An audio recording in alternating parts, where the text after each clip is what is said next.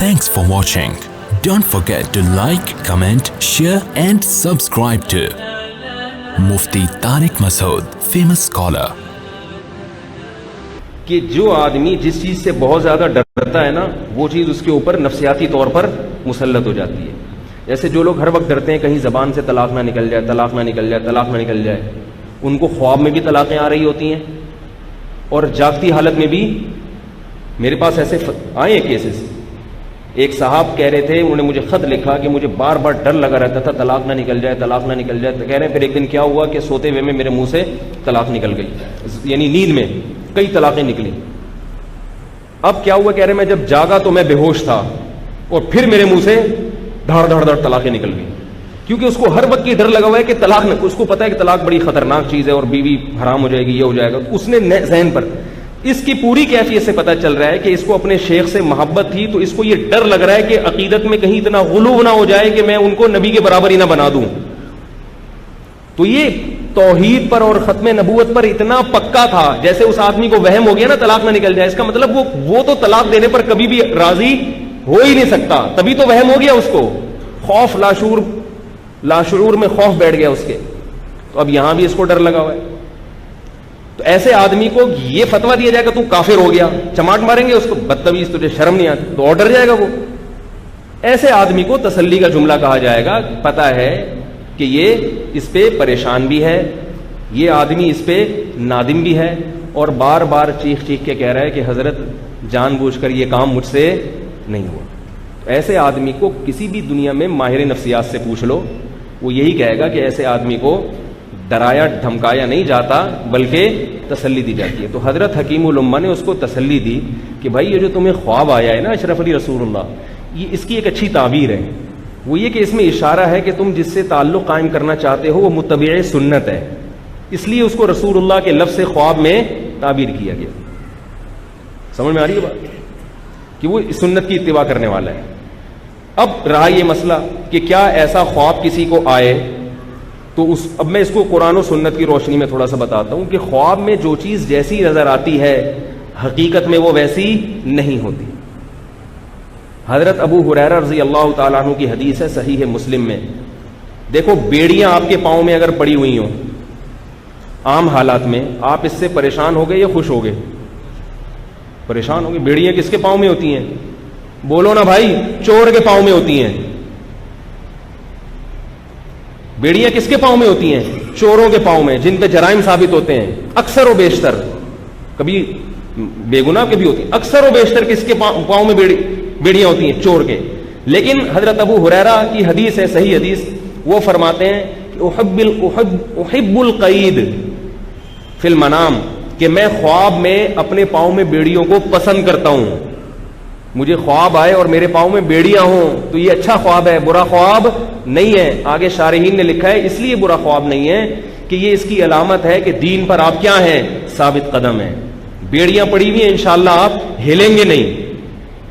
اب دیکھو, اب میں کسی کے بارے میں خواب سناؤں کہ اس نے یہ دیکھا, کہ میرے بارے میں کوئی خواب سنا ہے کہ مولانا طارق مسعود صاحب کے پاؤں میں بیڑیاں پڑی ہوئی, میں نے خواب میں دیکھا. میں کہوں تو گستاخ ہے, میرے بیانات بھی سنتا ہے اور مجھ پہ تہمت لگا رہے, بیڑیاں پڑی, تھپڑ. میں کوئی چور کا بچہ نظر آتا ہوں تیرے کو ہے بھائی؟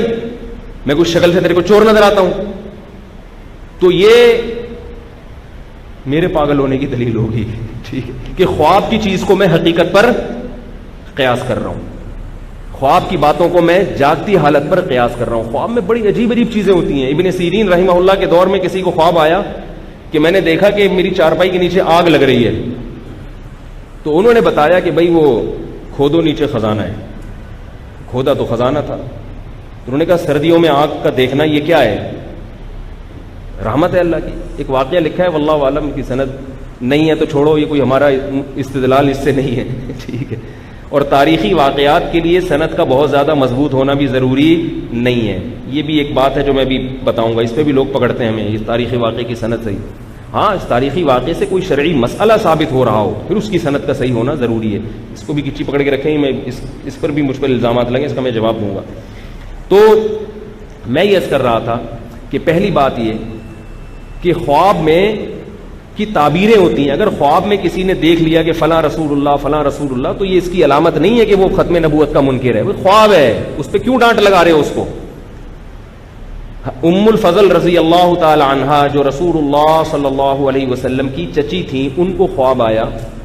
وہ ڈر گئی خواب میں. انہیں لگا کہ یہ گویا برا خواب دیکھا ہے میں نے. وہ نبی کے پاس آئیں، عرض کیا یا رسول اللہ میں نے ایک عجیب خواب دیکھا ہے، منکر یعنی گویا کہ برا خواب. کیا دیکھا؟ فرمائے میں نے دیکھا آپ کے جسم کا ایک ٹکڑا ٹوٹ کے میری جھولی میں آ کے گرا ہے. اب اس کو بھی گستاخی کہو گے؟ نبی کے جسم کے ٹکڑے کٹ رہے ہیں، ٹوٹ رہے ہیں، عضو ٹوٹ رہا ہے. عام حالات میں کسی کا وضو کٹ جائے، وضو ٹوٹ جائے، یہ اچھی بات ہے بری بات ہے؟ خواب میں جب یہ آیا اور وہ سمجھ رہی، انہوں نے عام حالت پہ قیاس کیا حضرت ام الفضل نے کہ بھئی عام حالت میں جب کسی کا بازو ٹوٹ جائے، گوشت کٹ جائے، تو یہ گوشت کا کٹنا، بازو کا ٹوٹنا یا کسی عضو کا الگ ہو جانا یہ اچھی خبر نہیں ہے. آپ کو فون آئے آپ کے بیٹے کا بازو کٹ گیا ہے تو آپ خوش ہو گئے یا رو گئے؟ اور معاذ اللہ نبی صلی اللہ علیہ وسلم کے بارے میں صحابہ کو ایسی خبر آتی وہ تو بہت پریشان ہوتے. تو نبی صلی اللہ علیہ وسلم نے اس کو اچھا خواب قرار دیا اور فرمایا کہ میری بیٹی فاطمہ کے بچہ پیدا ہوگا جو تمہاری گود میں، تم اس کو اپنی گود میں لے کے بیٹھو گی. تو خوابوں کی دنیا بالکل ایک الگ دنیا ہوتی ہے. سمجھ رہے ہو کہ نہیں سمجھ رہے؟ ایک اور خواب میں سناتا ہوں. علامہ ذہبی رحمہ اللہ تعالی جو جرح و تعدیل کے بہت بڑے امام ہیں، انہوں نے اپنی کتاب میں نقل کیا ہے. اب ان پہ بھی گستاخی رسول کا فتویٰ لگا دو. علامہ ذہبی پر اگر لگاؤ گے نا فتویٰ تو آپ کو جرح و تعدیل کے امام سے ہاتھ دھونے پڑ جائیں گے، حدیثوں سے ہاتھ دھونے پڑ جائیں گے. انہوں نے واقعہ نقل کیا ہے کہ کسی کو خواب آیا کہ نبی صلی اللہ علیہ وسلم کا انتقال ہو گیا ہے. پتہ یہ چلا کہ امام احمد بن حنبل کا انتقال ہوا. پتہ یہ چلا کہ امام شافعی کا انتقال، امام احمد بن حنبل کے انتقال سے پہلے ایسا خواب آیا. یہ میں ان کی پوری عبارت ذرا آپ کو سناتا ہوں.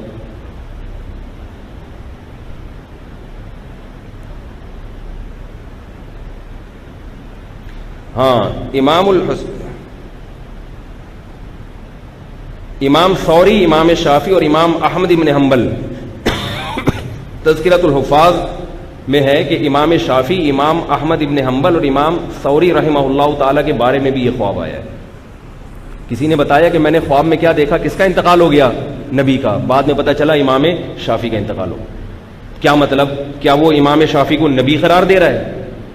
یہ ایک تعبیر ہے کہ بھئی گویا یہ نسبت ہے کہ بھئی اتنی بڑی شخصیت کا انتقال ہوا ہے جن کی نبی سے نسبت بہت عظیم تھی، گویا نبی کا انتقال ہو گیا. یعنی کیا مطلب؟ ایک بہت بڑے سنت کے محافظ کا دنیا سے رخصت ہو گئے ہیں. تو اس کو خواب میں تعبیر یہ کیوں کیا گیا؟ یہ بتایا گیا کہ گویا نبی کا انتقال ہو گیا. تو علامہ ذہبی پہ بھی فتویٰ لگاؤ. میں جب آج سے 20-25 سال پہلے کی بات ہے، سعودی عرب کے مفتی اعظم تھے شیخ بن باز رحمہ اللہ تعالی. سعودی عرب میں ہمارے ایک ریلیٹو تھے، وہ آئے تو انہوں نے وہاں ایک مجھے خواب سنایا کہ سعودی عرب کے مفتی بن باز کے پاس، وہ اس وقت سعودیہ میں ہی تھے اور شیخ بن باز کے پاس بھی ان کا آنا جانا تھا. تو انہوں نے بتایا کہ وہاں ایک عجیب واقعہ ہوا کہ شیخ بن باز کے پاس کال آئی. ایک خاتون نے کہا کہ میں نے کسی عالم کو برہنہ حالت میں دیکھا ہے، بالکل ننگا. اس خواب کی تعبیر بتائیں اس عالم کے بارے میں. اب بظاہر تو یہ بڑی گستاخی ہے، آپ نے اس کو ننگا دیکھ لے، گستاخی کر دی اس عالم کی. شیخ بن باز نے جواب دیا کہ یہ اس عالم کے جنتی ہونے کی نشانی ہے، یہ اس طرف اشارہ ہے کہ وہ جنت میں جائے گا، ایک بشارت ہے. تو اس خاتون نے پہلے نام نہیں لیا تھا، اس نے کہا میں نے آپ کو خواب میں برہنہ دیکھا ہے. مجھے اس واقعہ بتانے والے نے بتایا کہ ایک ہفتہ شیخ بن باز روتے رہے ہیں کہ شاید اللہ کی طرف سے کوئی خوشخبری ملی ہے مجھے، شاید اللہ کی طرف سے. ایک ہفتے تک اس خواب کے اثرات ان کے اوپر رہے ہیں اور روتے رہے ایک ہفتے تک. تو خوابوں کی دنیا ایک عام حالت سے بالکل الگ ہوتی ہے. اس کی سب سے بڑی دلیل یہ ہے کہ ہمارے جتنے بھی تصرفات ہیں جاگتی حالت میں معتبر ہوتے ہیں، خواب میں کوئی تصرف معتبر نہیں ہوتا. خواب میں کبھی نہیں. آپ کو پتا چلے ایک آدمی مرتد، علماء نے فتویٰ دیا ہے کہ مرتد ہو گیا ہے. تفتیش کی کیوں مرتد ہو؟ اس نے خواب میں معاذ اللہ کو گالیاں دی ہیں.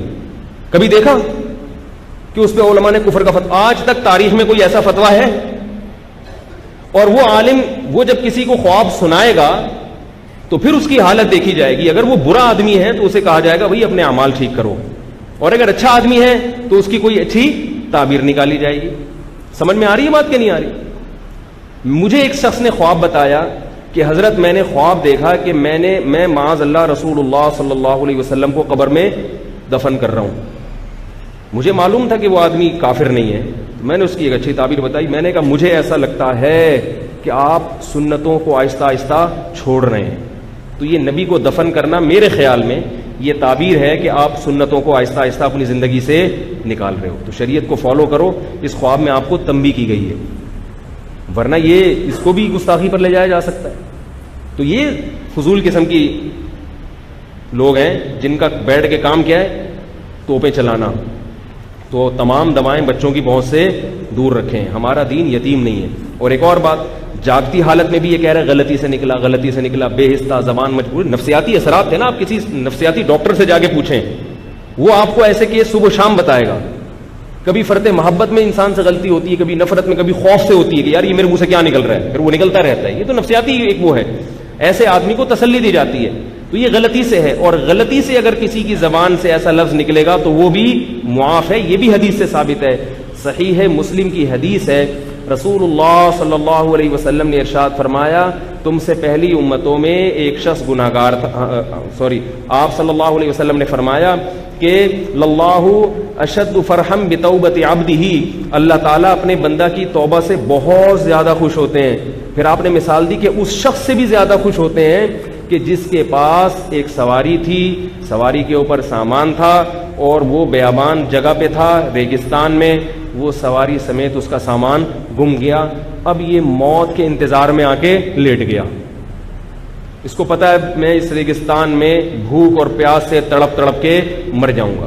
اسی دوران اس کی آنکھ لگ گئی. اس کی آنکھ کھلی تو کیا دیکھتا ہے کہ وہ سواری اور وہ سامان اس کے سامنے کھڑا ہوا ہے. اس کا خوشی سے یہ عالم ہوا کہ اس نے کہا اے اللہ تو میرا بندہ اور میں تیرا رب. حالانکہ کہنا کیا چاہیے تھا, اللہ تو میرا اللہ اور میں تیرا بندہ. اخطأ من شدت الفرح, کہ خوشی کی شدت میں اس سے کیا ہوئی ہے, خطا ہوئی ہے. کوئی کفر کا فتویٰ لگائیں گے اس کے اوپر ہم؟ نبی تو مثال دے رہے ہیں کہ اللہ کو اس سے اتنی محبت, یعنی اس آدمی کو جتنی خوشی اس وقت ہوئی ہے, اللہ کو توبہ کرنے والے سے خوشی اس سے بھی زیادہ ہوتی ہے کہ جو توبہ کرنے آئے. اب مجھے بتاؤ کہ اللہ کو اپنا بندہ کہہ دینا یہ بڑا جرم ہے, یہ رسول کی گستاخی بڑا جرم ہے. یہ رسول کی گستاخی بھی بہت بڑا جرم, اللہ کی گستاخی اس سے بھی بڑا جرم ہے. لیکن خوشی میں پاگل ہو گیا ہے نا, خوشی میں دماغ کام نہیں کر رہا. ایسے ہی بات ہے, خوف سے بھی دماغ کام نہیں کرتا, کوئی چیز مسلط ہو جاتی ہے. بات یہ ہے کہ خطا جان کر غلطی کی ہے یا زبان بے اختیار ہے اور یہ کلمات اس کی زبان سے نکل رہے ہیں. تو یہ پورا واقعہ اب سمجھ میں آ گیا. باقی واقعات کو اسی پر قیاس کر لیں. سمجھے, جو گستاخیوں کو لگاتے ہیں ان کا بھی ایسے ہی قصہ ہے. ویسے بھی اصولی بات ہے, میں بار بار دہرا رہا ہوں کہ اتنی سینس ہونی چاہیے کہ بھائی اگر وہ گستاخی رسول ہوتے تو ان کے چاہنے والے, ان کے ماننے والے اور اس زمانے کے علماء کیوں خاموش رہے؟ اس زمانے کے سب علماء ان کے خلاف کھڑے ہو جاتے. اگر آپ کہیں وہ سارے معاذ اللہ بے حس تھے, تو پھر جب مرزا غلام احمد قادیانی نے نبوت کا دعویٰ کیا تو پھر علماء اس کے خلاف سارے کیوں کھڑے ہو گئے؟ اس کا مطلب علماء ختم نبوت کے معاملے میں بے حس کبھی بھی نہیں رہے ہیں. علماء کیا, تو عوام آپ دیکھو نا اسمبلی میں جو لبرل لوگ ہیں وہ بھی ختم نبوت کے مسئلے پر چیخ رہے ہیں. ایک لبرل آدمی کو ختم نبوت کا مسئلہ سمجھ میں آ رہا ہے, اتنے بڑے بڑے بزرگوں کو, اولیاء اللہ کو سمجھ میں نہیں آئے گا ختم نبوت کا مسئلہ. اٹھا کر پھینک دو باہر گلی میں, نئی تہذیب کے انڈے ہیں. شیر تو مکمل کر لیا کریں گندے. آگے میں ایک بات آپ سے کہہ کے یہ ختم کرتا ہوں. پھر مولانا اشرف علی تھانوی نے جب اس کو خواب کی تعبیر سنائی کہ بھئی اس میں اس طرف اشارہ ہے کہ تم جس سے تعلق کرنا چاہتے ہو وہ متبع سنت ہے. آگے مولانا اشرف تھانوی کی یہ تواضع ہے, وہ فرما رہے ہیں, میں ان کے الفاظ پڑھ کے سناتا ہوں. الامداد میں فرمایا باقی مجھ کو اس پر اصرار نہیں, یہ جو میں تعبیر کر رہا ہوں نا مجھے اصرار نہیں اس پر کہ یہی تعبیر ہے. اگر یہ خواب وسوسہ شیطانی ہو یا کسی مرض دماغی سے ناشی ہو پیدا ہوا ہو اور اس کی تعبیر نہ ہو, یہ بھی ممکن ہے. یعنی عین ممکن ہے یہ خواب ہی جھوٹا ہو سرے سے, صرف شیطان کا ایک تصرف ہو تمہارے دماغ پہ. سچا خواب ہے تو اس کی یہ تعبیر ہے. یہ تعبیر نہیں کہ میں اللہ کا رسول ہوں, یہ تعبیر ہے کہ مجھے سنت سے نسبت ہے. اور یہ بھی ممکن ہے کہ یہ شیطان کا تصرف، اگر وہ اس پہ راضی ہوتے تو یہ کہتے کہ شیطانی تصرف ہے. یہ سمجھ میں نہیں آ رہی میرا. پولیس سے بھی ڈرنا چھوڑ دیا آپ لوگوں نے، بم کے بھی دھمکیاں دے چکا ہوں، ایٹم بم کی دھمکیاں دے چکا ہوں. اب کیا ہے یار، شب برات کے پٹاخے تو کام نہیں کریں گے. اب آگے کہہ رہے ہیں کہ لیکن غلط تعبیر دینا ایک وجدان کی غلطی ہوگی جس پر کوئی الزام نہیں ہو سکتا. کیا مطلب؟ کہہ رہے ہیں کہ ایک وجدان کی غلطی ہے، غلطی مان رہے ہیں غلطی ہے، یہ غلط ہوا ہے. تو یہ ساری چیزیں جو ہے نا، یہ نکال کر ان لوگوں نے جو نکالی ہوئی ہیں، یہ ان کی حیثیت یہ ہے. باقی خود حدیث میں یہ مضمون بہت ساری احادیث میں ہے کہ میری امت میں خطا نسیان کو اللہ نے معاف کر دیا ہے. اور ربنا لا تؤاخذنا ان نسینا او اخطانا، ہے نا اللہ، اگر ہم بھولے سے کوئی بات کہتے ہیں، یہ غلطی سے ہماری زبان سے کچھ نکل جائے تو ہمیں معاف کر دے. تو یہ ان کی غلطیوں کو پکڑنے کے لیے بیٹھے ہوئے ہیں. اور ایک بات خوب کان کھول کے سن رہو کہ جو اہل اللہ کو، اکابر کو اور بزرگان دین کو برا بلا کہتا ہے، اس کا اپنا انجام کبھی بھی اچھا نہیں ہوتا. اس کو اپنے انجام سے ڈرنا چاہیے. مفتی طارق مسعود صاحب کے بیانات سننے کے لیے youtube.com/مفتی طارق مسعود کو سبسکرائب کریں. اور اگر آپ لائیو ویڈیو کو کبھی بھی مس نہیں کرنا چاہتے ہیں تو سبسکرائب کرنے کے بعد بیل آئیکن پہ کلک کرنا مت بھولیں. جزاک اللہ.